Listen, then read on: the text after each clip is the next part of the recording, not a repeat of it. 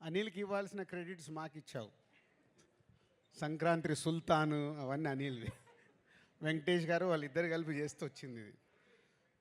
అందరికి నమస్కారం. లైఫ్లో యావరేజ్ సినిమాలు చూసాం, ఫ్లాపులు చూసాం, హిట్లు చూసాం, సూపర్ హిట్లు చూసాం, బ్లాక్ బాస్టర్స్ చూసాం, క్లాసిక్స్ చూసాం. కానీ ఒక టైం వస్తుంది, అంటే మా లైఫ్లో డిస్ట్రిబ్యూటర్గా మొదలైనప్పుడు ఫ్లాప్లో నుంచి పెళ్లి పందిరి సినిమా వచ్చిన రోజు వాహ్ ఒక కిక్, అంటే ఫస్ట్ సక్సెస్ వచ్చినప్పుడు ఆ కిక్. అలాగే ప్రొడ్యూసర్స్ అయిన తర్వాత ఫస్ట్ సినిమా దిల్, వివి వినాయక్ అప్పటికి ఆది ఇలాంటి సినిమాలు తీసేస్తున్నాడు. ఏ సక్సెస్ఫుల్ ఫిల్మ్ వచ్చిందని హ్యాపీ. బట్ ఆర్య అనేది మాకు వెరీ క్రూషియల్.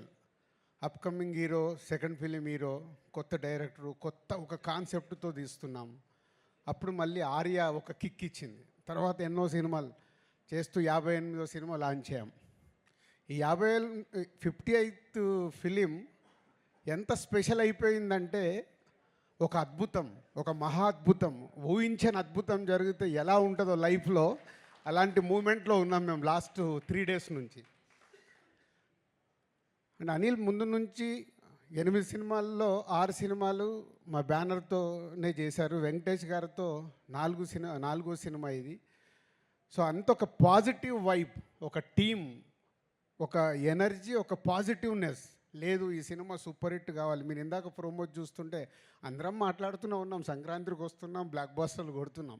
కానీ అది ప్రేక్షకుల దగ్గరకు వచ్చి నిజం అవ్వడం. అప్పటి వరకు మాట్లాడింది మా ఊహ, మేము అనుకుంది ప్రేక్షకులకు రీచ్ అవుతే బాగుండనే ఆలోచనలతోనే మాట్లాడతాం.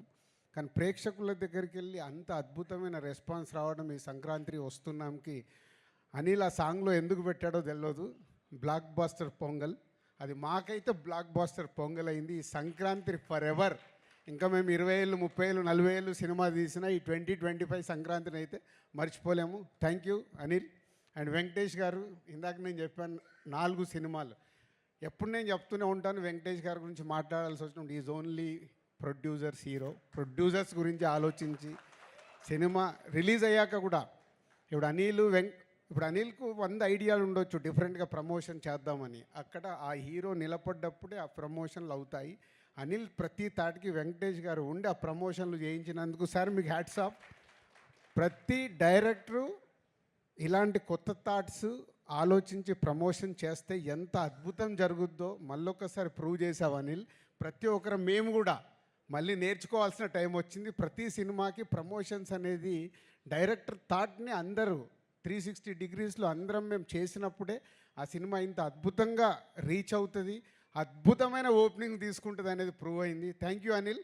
మళ్ళీ 58వ సినిమా తర్వాత కూడా మేము నేర్చుకుంటున్నాము. అలాగే టీం అనిల్కి ప్రమోషనల్ టీం మనోజ్ కానీ అండ్ పిఆర్ఓస్ వంశీశేఖర్ కానీ అందరు కలిసి సాయి అందరు ఒక టీం వర్క్ కావాల్సింది రీచ్ చేసినందుకు మీ అందరికీ thank you very much. And technicians గురించి, ఆర్టిస్టుల గురించి ఎంత మాట్లాడినా అందరం అదే మాట్లాడాలి. అందరు కలిసి ఈ సినిమాని ఇంత అద్భుతంగా మలిచినందుకు, ప్రేక్షకులు కూడా ఈ సినిమాని ఇంత అద్భుతంగా మలిచి మాకు మా యూనిట్కి ఒక అద్భుతం అయిన సినిమాని అందించినందుకు thank you very much. Thank you sir. ఈరోజు మీరు మాట్లాడాల్సిందే. నాకు మాట్లాడమంత రాదు.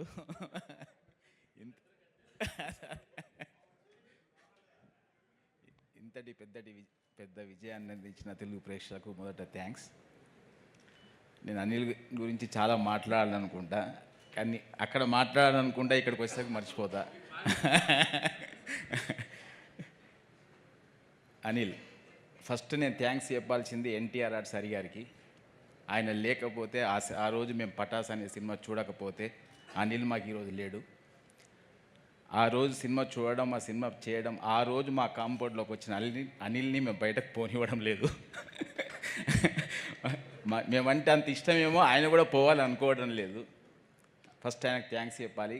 ఆయన లేకపోతే ఈరోజు యాజ్ అండ్ టుడే ఈరోజు మేము లేం. బికాస్ మాకు జరిగిన ప్రాబ్లంకి ఎప్పుడు అనేవాడు అనిల్ సినిమా షూటింగ్ జరుగుతున్నప్పుడల్లా, సార్ ఈ సినిమా మీ టోటల్ ప్రాబ్లం సాల్వ్ చేస్తుంది అని. పైన తదాస్తు దేవతలు అన్నారేమో, నిజమేమో, ఈరోజు నిజమైంది.